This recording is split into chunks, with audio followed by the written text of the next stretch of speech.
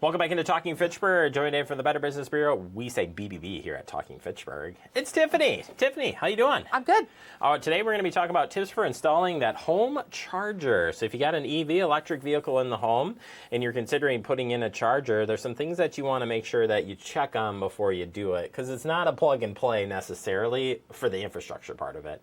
But it's a plug and play once it's together, which is pretty cool. But most importantly, investing in anything in your home, you want to double check on these things no matter what it is.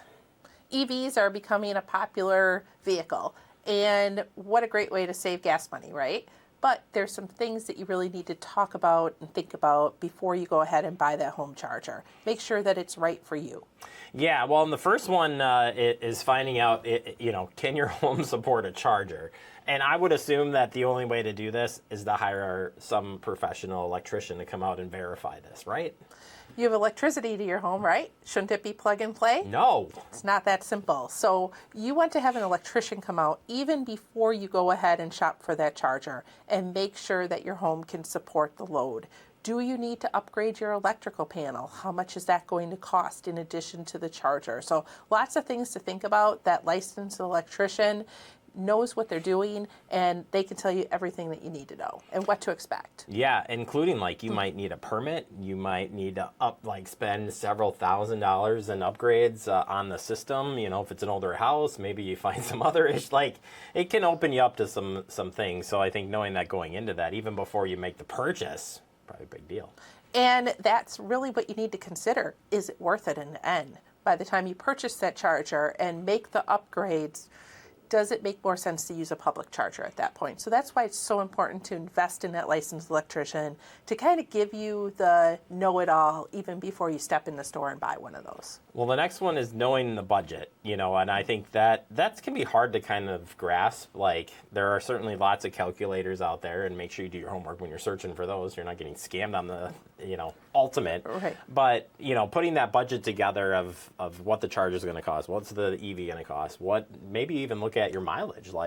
I'm going to and from work. Is it really going to benefit getting off the gas on the electric or electric to the gas? You also need to know what the public station is going to charge you. When is it available? Where is it located? Does it make more sense to use that public charger?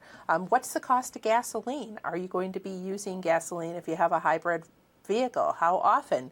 So lots of things to consider when you put together your budget. And then we've already kind of talked about hiring the expert, but if you are looking for an expert in the electrician world to come in, how do you, just in general, finding that right contract, how do we do some research to make sure we're getting a legit contractor? Your electrician should be licensed, and licensed contractors can be found at bbb.org.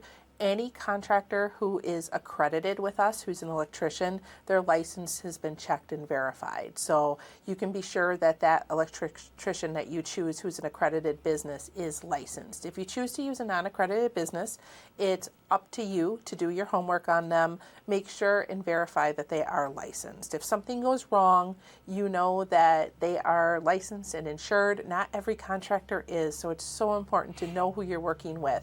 Read reviews, read complaints. How did that business owner handle the complaint? Do an internet search on a company. What are other people saying? And even if you're referred by friends and family, you still want to do your homework on the contractor. What about getting bids when we're talking about contractors? I'm thinking from a past episode that we talked about this, but getting bids, why is that so important? Always a good idea. The lowest price is not always the best price. You want to compare apples to apples, get 3 bids, compare them. What is one offering and what is one not offering? Are they all similar? Who do you like? Who's BBB accredited? A lot of things go into it. If you were referred by a friend or a family member, that might rank a little bit higher than somebody that you just found online. So really important to get those 3 bids and compare them. And then finally, when you are picking out equipment, and I would tend to lean towards the manufacturer of the EV vehicle that you're getting, see what they recommend.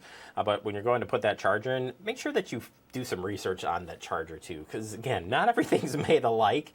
And boy, would you not want to put in the wrong thing here because of, fire.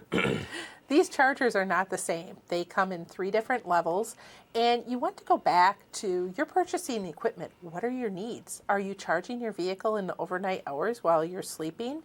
Do you need something that's powered it charges faster. All things to consider, and of course, as the levels go up, the chargers get more expensive. You necessarily don't need to overbuy, even though it looks the best. Is it the best for your needs? So really take that into consider when you go shopping. And then as far as maybe digging into a little bit into the weeds here, but as you're planning the location, I would assume that also plays into the times that you're charging as well. Like you want this to be at easy access, so I can plug it in, go to bed. Life is good, right? You bought an EV vehicle to save some money, right? In addition to being sustainable in the environment. And you always want to charge in those off hours if you can. Try to not resume charging during the daytime hours, and it's always super important to know where your local charger is when you're traveling, or maybe your electricity is out, or your charger is having some kind of problem charging your vehicle. Where is your nearest charger? You want to know all that. Yeah, and we actually have 2 chargers here on site at City Hall, but more importantly, there's maps. I know that Mass and Gas and Electric puts out EV map here in Dane County, showing where all the chargers are. So there's ways of definitely doing some of that research up front too. And you're right, you want to kind of know those things before you make those purchases. Well, as always, you can learn more about the things we talk about, and I'm sure there's just this place that you go to that could help you answer more questions and stay on the latest and greatest of all the cool stuff we talk about. We have it all available at your fingertips at bbb.org. Fantastic. Always a pleasure, and we hope you stay connected. I could do it. Stay connected with what we're doing here, and appreciate the time as always. Thanks for having me.